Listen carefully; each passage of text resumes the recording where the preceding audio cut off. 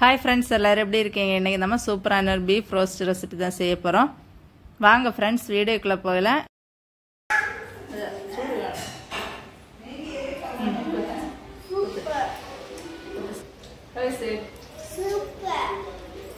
Friends, இதுதான் friends நான் எடுத்து வச்சிருக்கக்கூடிய பீஃபை நான் நல்லா சுத்தம் பண்ணி எடுத்து வச்சிருக்கேன். அதை அப்படியே குக்கரில் சேர்த்துடலாம். இந்த பீஃப் கூட அரை ஸ்பூன் அளவுக்கு மஞ்சள் தூள் சேர்த்துக்கலாம். அடுத்தது இது கூட 1 ஸ்பூன் அளவுக்கு மிளகாய் தூள், 1 ஸ்பூன் அளவுக்கு இஞ்சி பூண்டு பேஸ்ட், அரை ஸ்பூன் அளவுக்கு கல்லுப்பு, கொஞ்சமாக பட்டை கிராம்பு இந்த மாதிரி இறைச்சி மசாலா சேர்த்துக்கலாம். அரை டம்ளர் அளவுக்கு தண்ணியை சேர்த்துட்டு இதை நல்லா கலந்துக்கலாம். கலந்து விட்டுட்டு இதை நாம் குக்கரை மூடி போட்டு இதை நல்லா வேக வச்சு எடுத்துக்கணும். கரெக்டாக ஒரு 7 விசில் நான் வச்சு எடுத்துக்கிட்டேன். இது வந்துட்டு சின்ன குக்கர், அதனால் இது வேகிறதுக்கு கொஞ்சம் டைம் எடுத்துச்சு. பீஃபை நாம் உடச்சி பார்த்துடலாம். இந்த அளவுக்கு சூப்பராக நல்லா உடஞ்சி வந்துருச்சு, நல்லாவே வெந்திருக்கு. இப்போ நாம் ஒரு கடாய் எடுத்துக்கணும். அதில் கொஞ்சமாக தேங்காய் எண்ணெய் சேர்த்துக்கணும். இது கூட 1/4 ஸ்பூன் அளவுக்கு கடுகு எல்லாமே நல்லா பொரிஞ்சதுமே ஒரு கைப்பிடி அளவுக்கு கறிவேப்பிலை சேர்த்துக்கலாம். 2 வற்றல் மிளகாய் சேர்த்துக்கலாம். எல்லாமே நல்லா பொரிஞ்சதுமே 2 மீடியம் சைஸ் வெங்காயம் குட்டி குட்டியாக இந்த மாதிரி கட் பண்ணி சேர்த்துக்கலாம். இது நாம் நல்லா வதக்க வேண்டிய தேவையில்லை. இது கண்ணாடி ஸ்டேஜ் வந்தால் போதும். இப்போ வெங்காயத்தை பாருங்கள் எந்த அளவுக்கு வதங்கியிருக்குன்னு. கண்ணாடி ஸ்டேஜ் வந்துருச்சு. இந்த டைமில் நாம் இது கூட 1 ஸ்பூன் அளவுக்கு இஞ்சி பூண்டு பேஸ்ட் சேர்த்துக்கணும். இனி நாம் இந்த இஞ்சி பூண்டு பேஸ்ட்டோட பச்சை வாசனை போகிற அளவுக்கு நல்லா வதக்கிக்கணும். ஒரு 2 நிமிஷம் வதக்கினாலே போதும்.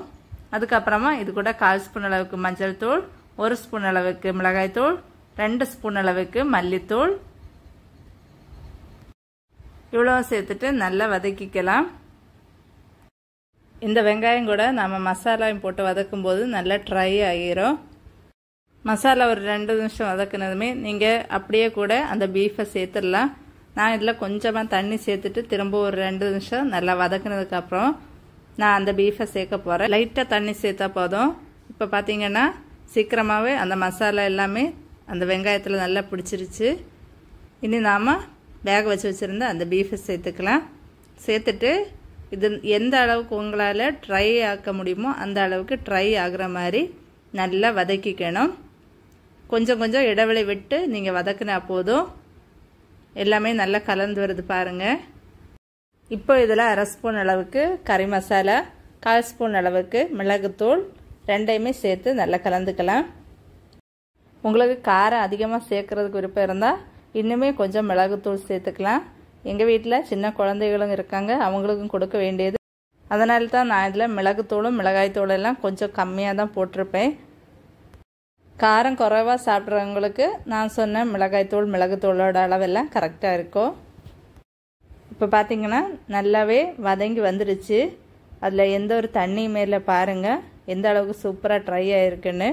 கடைசியாக கொஞ்சமாக கொத்தமல்லி தலைகளையும் தூவி நாம் எடுத்துடலாம். பீஃப் ரோஸ்ட்டு செய்யும்போது அந்த மசாலா எல்லாமே அந்த பீஃபில் நல்லாவே பிடிச்சிக்கணும். அப்போ தான் அதனோட டேஸ்ட்டு நல்லாயிருக்கும். ஃப்ரெண்ட்ஸ், நீங்களும் உங்கள் வீட்டில் பீஃப் எடுக்கும்போது கண்டிப்பாக ஒரு முறையாச்சும் இந்த மாதிரி ட்ரை பண்ணி பாருங்கள். கண்டிப்பாக எல்லோரும் விரும்பி சாப்பிடுவாங்க. ஃப்ரெண்ட்ஸ், இந்த வீடியோ பிடிச்சிருந்தா கண்டிப்பாக லைக் பண்ணுங்கள். மறக்காம எங்கள் சேனலை சப்ஸ்கிரைப் பண்ணி சப்போர்ட் பண்ணுங்கள். எங்கள் பாப்பாக்களோட ரியாக்ஷன் பார்த்துடலாம்.